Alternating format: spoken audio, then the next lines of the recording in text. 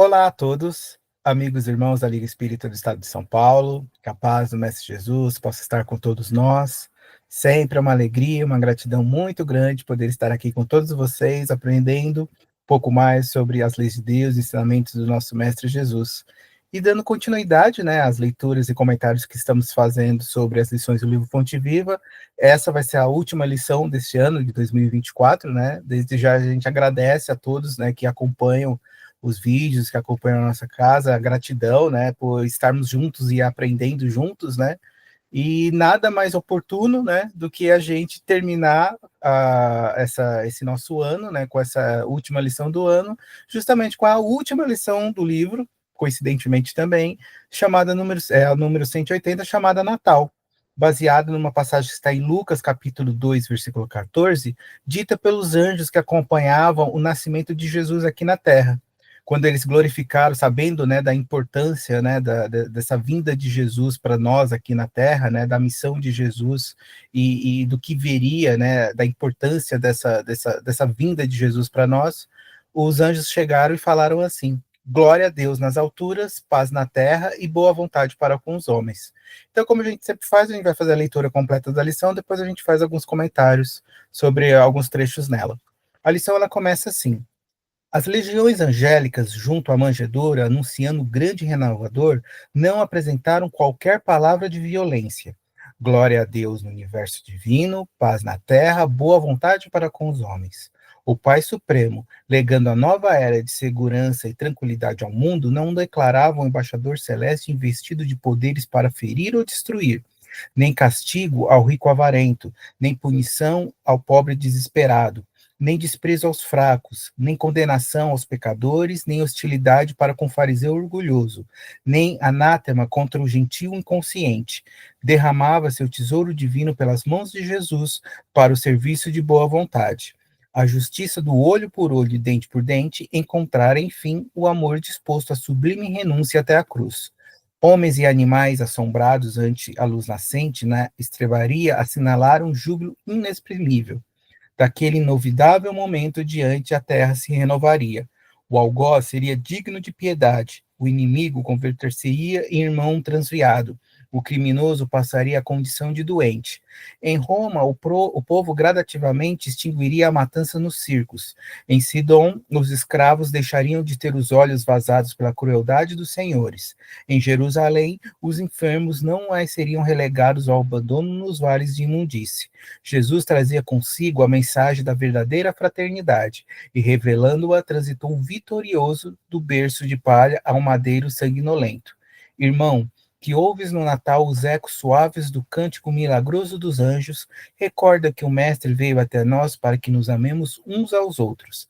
Natal, boa nova, boa vontade. Estendamos a simpatia para com todos e comecemos a viver realmente com Jesus, sob os esplendores de um novo dia. Essa lição é uma lição muito bonita, talvez uma das mais bonitas que tem no livro, né? Se não a mais bonita, né? Dependendo do ponto de vista. E é muito importante ela porque ela fala do verdadeiro significado do Natal. O que significa o Natal? O que significa verdadeiramente a vinda de Jesus para nós? Aqui a gente não vai entrar na discussão de que muitas pessoas, né, às vezes até aproveitam como Jesus, quando ele teria nascido, ele teria sido recebido com presentes, então há essa tradição, né, de se trocar presentes no Natal, e até isso é usado comercialmente, né, a gente não vai entrar no detalhe disso, e também a gente não vai entrar no detalhe que muitas pessoas discutem, será que Jesus nasceu mesmo no dia 25 de dezembro, né, não é o objetivo da lição. O verdadeiro objetivo da lição é refletir sobre a importância da vinda de Jesus. O que ele mudou, né? O que mudou com a vinda dele? Qual o significado da sua vida? Isso é muito importante e essa é a base, né? É a moral da lição. Emmanuel começa a lição justamente falando uma coisa muito importante. Quando Jesus veio, né, e foi contemplado, né, que os anjos vieram, né, contemplar esse nascimento, né, do Cristo aqui na Terra, ele começa a lição relatando justamente esse momento e apresentando um detalhe muito importante. Quando ele fala assim: as legiões angélicas junto à manjedoura, anunciando o grande renovador, não apresentaram qualquer palavra de violência. Glória a Deus no universo, paz na terra, boa vontade para com os homens. esse trecho de que não apresentaram qualquer palavra de violência, isso é muito importante, infelizmente, até hoje isso se torna muito atual, porque nós estamos ainda é um costume nosso ainda, na sociedade, e isso através de alguns líderes, a inspiração para que as coisas se resolvam através da violência. E como a gente sempre fala, e aqui a violência é qualquer tipo de violência que a gente cita, tá? É a violência física, que a gente está mais acostumado a lidar com ela, no sentido de guerras e batalhas e coisas assim, mas existe também a violência verbal, através de palavras, a violência por pensamento. Quantas vezes a gente não emite um mau pensamento em relação a uma outra pessoa, né? Até muitas vezes desejando o mal para ela, desejando que alguma coisa acontecesse com ela. Então, infelizmente, a gente ainda lida muito com isso. E aqui a gente sempre ressalta, a violência nunca foi, nunca é e nunca será a resolução de problema nenhum. Pode até parecer que num primeiro momento, se usando de qualquer tipo de violência, pode se resolver o problema. Mas nós, como os espíritos eternos que somos, espíritas que sabemos das vidas passadas e das vidas que virão por sequência, né, que virão a seguir, a gente sabe que isso é um mero engano, que a gente está apenas se prejudicando ainda mais, porque como a gente vai ver muito na lição, tudo que nós fazemos, isso volta para nós. Então, do mesmo jeito que a gente violenta as outras pessoas, em algum momento nós seremos violentados de alguma maneira. Então, isso não tem resolução, não tem, isso não traz nenhum tipo de resolução para nenhum tipo dos nossos problemas. E Jesus, através do seu nascimento e principalmente através da sua influência, ele poderia, se quisesse, seguir por esse caminho. Ele poderia, naqueles anos ali que ele pregou, vamos dizer assim, ele poderia usar a influência que ele tinha para inspirar as pessoas a seguir esse caminho. E muito pelo contrário, ele sempre seguiu e inspirou o quê? O amor, o respeito, a querer para você aquilo que você quer, a querer para o próximo aquilo que você quer para você. Então, esse foi o ensinamento de Jesus. Então, nunca foi a violência. Então, a gente vai entender um pouco como a gente consegue transformar isso, e Emmanuel vai falando um pouco sobre isso na lição. E que tem muito a ver essa transformação justamente com a vinda de Jesus.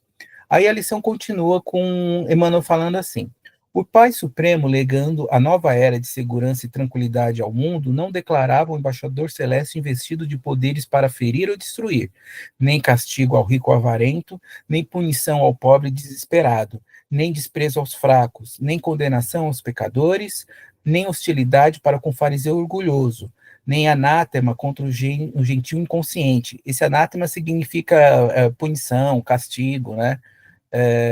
Derramava-se o tesouro divino pelas mãos de Jesus para o serviço da boa vontade. Então, aqui está o verdadeiro significado da vinda de Jesus. Ele veio para ressignificar, para transformar, para dar um outro sentido às nossas vidas, muito diferente daquilo que nós estávamos acostumados até ele vir. Porque nós, e é isso ainda é muito forte na gente, a gente sempre tem uma tendência do quê? Do julgar, do punir, né, do castigar, daquela coisa do olha, eu falei, olha, eu avisei. A gente ainda tem muito isso forte na gente, e isso em decorrência de várias encarnações, onde a gente viveu com base nisso. Mas Jesus, com a vinda dele, ele fez o quê? Ele transformou isso. Porque a gente tinha o quê? A gente tem o quê? A primeira tendência, sempre culpar ou punir ou julgar o defeito que habita no próximo. E a gente esquece muitas vezes de olhar para nós mesmos. Talvez em nós não habite o mesmo defeito que exista no próximo. Mas não é porque não seja o mesmo defeito, quer dizer que a gente seja perfeito, muito pelo contrário. Existem outros tipos de defeito também, que nós, como eles, temos a oportunidade de estarmos desenvolvendo e aprendendo e transformando esses defeitos. Então, do mesmo jeito que eu quero ter a oportunidade de corrigi-los e me tornar uma pessoa melhor, por que eu vou julgar e condenar o próximo? Ele também não tem o direito de se corrigir e também de se melhorar? Então, é esse ressignificado que Jesus veio nos trazer, que ele veio nos transformar, principalmente a nossa reflexão e o nosso julgamento em relação a isso. A gente tem ainda muito aquela ideia do para nós misericórdia, para o outro a justiça. Mas se para nós eu quero a misericórdia de Deus, então para o outro também tem que ser misericórdia de Deus. né? Se eu quero justiça, então, para mim, então que para o outro também seja justiça. Tem que ser assim. É assim que as coisas funcionam. E muitas vezes a gente acaba se deixando levar por esse nosso julgamento e apenas condenando o próximo, porque ele apresenta os defeitos dele e a gente esquece de cuidar dos nossos. E Jesus ele veio ressignificar isso. Por exemplo, quando ele traz alguns exemplos aqui através dos ensinamentos, através do Emmanuel traz esses exemplos através do ensinamento de Jesus. Por exemplo, quando ele fala assim: nem castigo, por exemplo, ao rico avarento. Né? Quer dizer, a gente não tem o quê? A mania de julgar, né? A pessoa que de repente tem e não compartilha, né? Aquilo que a pessoa tem. Ele fala, por exemplo, né? Não devemos ter, por exemplo, hostilidade para com o fariseu orgulhoso. Então, percebo que existem um defeito, mas que a gente pode, digamos assim, combater esse defeito com algo bom, com algo que a gente possa trabalhar, com algo que a gente possa desenvolver, e não condenar. É mudar esse nosso olhar, e aí a gente vai ver no decorrer da lição como a gente consegue fazer isso com outros exemplos que Emmanuel traz. Então a gente não pode apenas, digamos assim, apartar a pessoa, julgar a pessoa, ou fazer com que a pessoa perca o seu valor pelos defeitos que ela tem. Como elas têm, eu também os tenho. Então a gente tem a oportunidade justamente de estarmos aprendendo uns com os outros, e não julgar e não culpar. Dar sim a oportunidade que essas pessoas têm quando elas estão encarnadas, como nós também neste momento, de estarmos aprendendo coisas novas, de estarmos nos desenvolvendo. E aos poucos, esses vícios, essas nossas falhas que habitam em nós, eles vão se transformando para coisas boas. Mas para que eles possam se transformar em coisas boas, eu preciso ter a oportunidade de aprendizado. Então não pode ser tirado de mim essa oportunidade. E isso é para mim, isso também é para o meu próximo. Continuando a lição, Emmanuel fala: a justiça do olho por olho e dente por dente é encontrar, enfim, um amor disposto à renúncia até a cruz. Homens e animais assombrados ante a luz nascente na estrebaria assinalaram um júbilo inexprimível. Daquele inovidável momento em diante a terra se renovaria. O algoz seria digno de piedade. O inimigo converter-se-ia em irmão transviado. O criminoso passaria a condição de doente. Em Roma, o povo gradativamente extinguiria a matança nos circos. Em Sindom, os escravos deixariam de ter os olhos vazados pela crueldade dos senhores. Em Jerusalém, os enfermos não seriam mais relegados ao abandono dos vales da imundície. Então percebam aqui a verdadeira razão da vinda de Jesus, que é justamente essa transformação. Porque antes a gente sempre costumava ter o nosso julgamento baseado no quê? No olho por olho e dente por dente. Mas isso por quê? Devido à dureza dos nossos corações, como Jesus falava, mas também devido principalmente à nossa dureza de consciência. A gente ainda não tinha essa nossa consciência preparada para as coisas espirituais, para compreender esse amar ao próximo como a si mesmo. A gente não tinha, na época lá de Moisés, condição de compreender isso. A partir da vinda de Jesus, com seu ensinamento e principalmente com a sua vivência, é que a gente pôde, a partir dali, começar a desenvolver isso.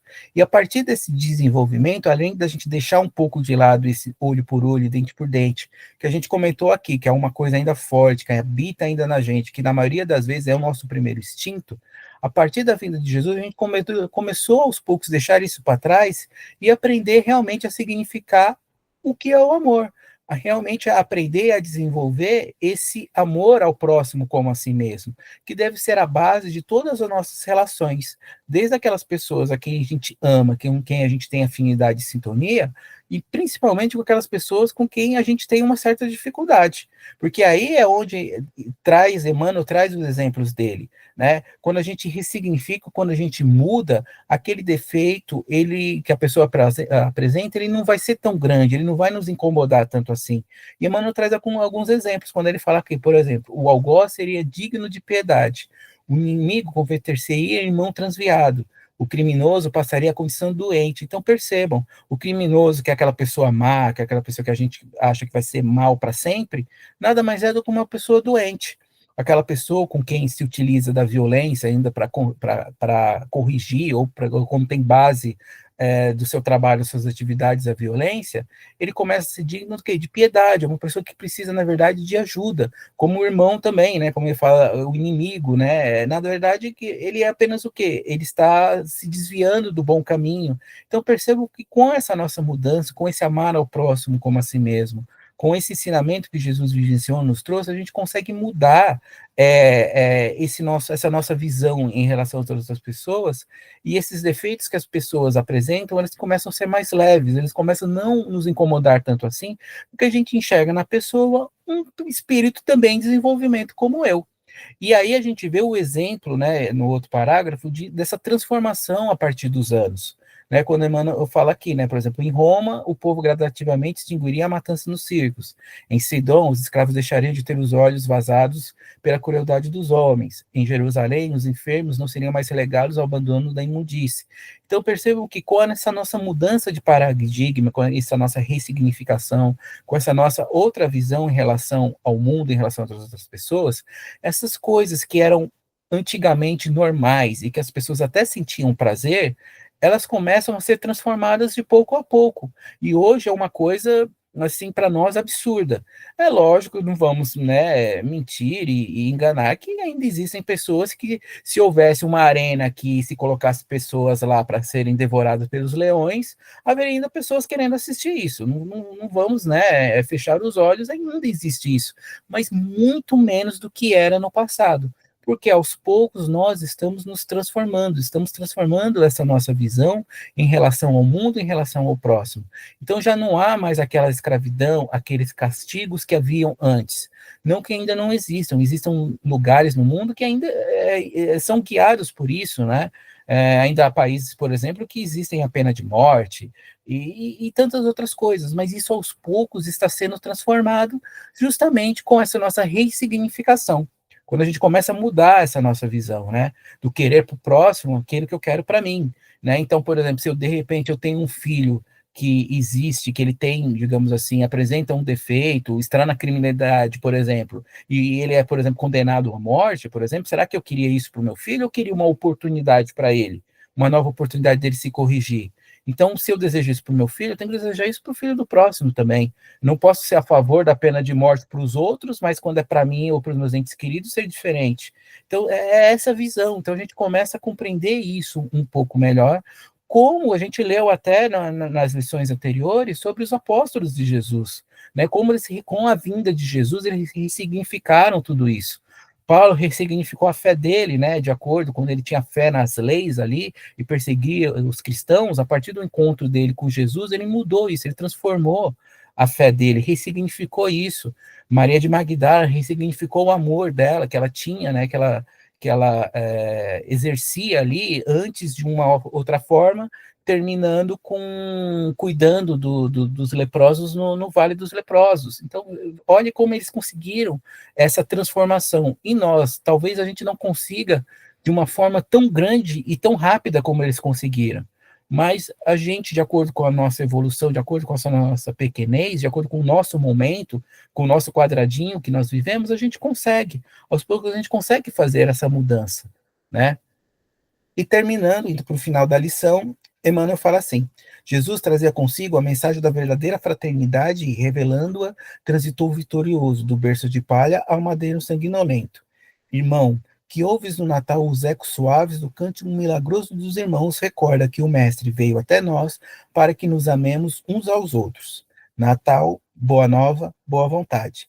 Estendamos a simpatia para com todos e comecemos a viver realmente com Jesus, sob os esplendores de um novo dia.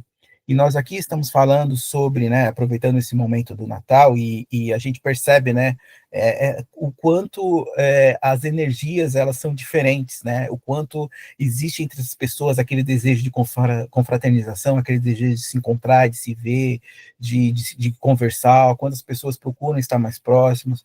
Na maioria das vezes o Natal é passado em família, né, justamente é o momento onde as famílias podem se juntar, então tudo isso devido, né, a essa vinda e essa palavra e essa missão que Jesus nos trouxe, né?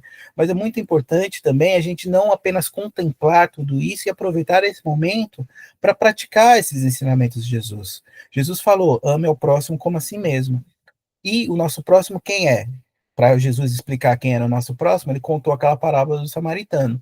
Então, o nosso próximo é a pessoa mais próxima de nós no momento, de acordo, no momento, no local, no momento onde nós estivermos. Geralmente no Natal, as pessoas mais próximas são os nossos familiares.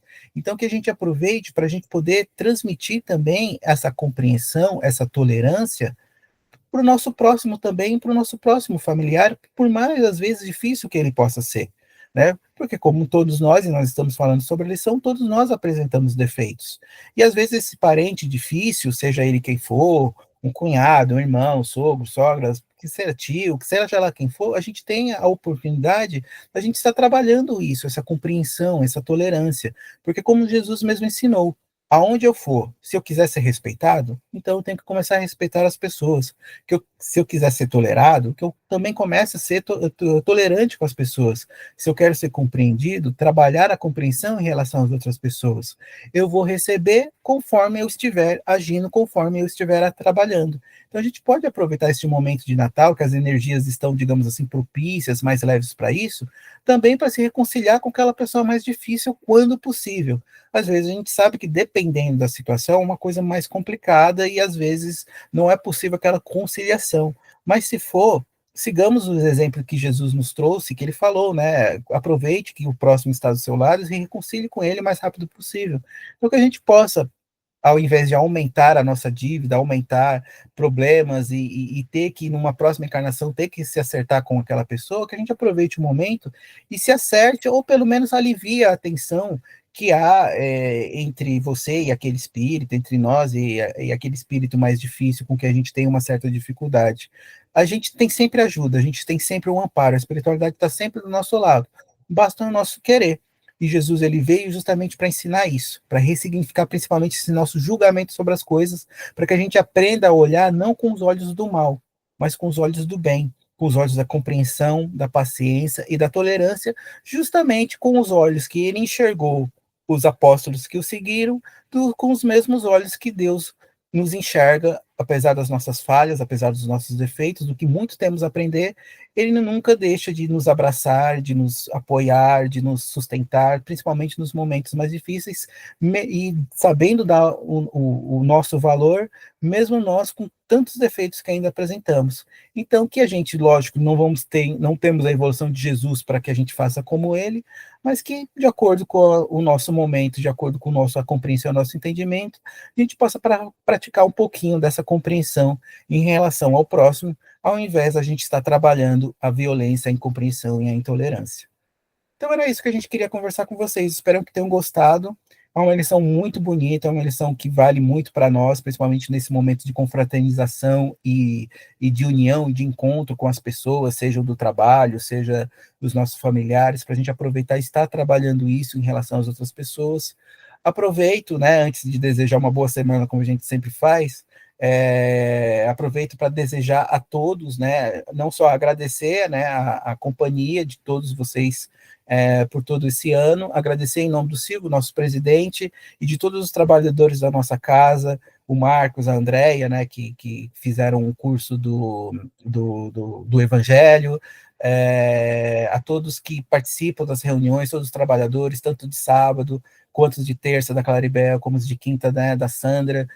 Não dá para citar nominalmente todos, né, mas a gente agradece a todos aí pelo trabalho no ano, e a gente aproveita para desejar, para renovar, né, aproveitar esse momento para desejar um Feliz Natal, um Feliz Ano Novo a todos, que seja um Natal, um Ano Novo muito cheio de saúde, de muita harmonia, de muita paz, que seja um próspero Ano Novo para todos, não só na base material, mas principalmente espiritualmente falando, através dos nossos aprendizados, através do nosso crescimento, porque os desafios vão vir, não adianta a gente se enganar, mas quando a gente está com Jesus e a gente tem essa compreensão, a gente consegue lidar melhor com eles, principalmente quando a gente não perde o equilíbrio, quando a gente procura se manter equilibrado, quando a gente se mantém baseado as nossas ações, o nosso trabalho, de acordo com os ensinamentos de Jesus, a gente consegue lidar melhor com as dificuldades.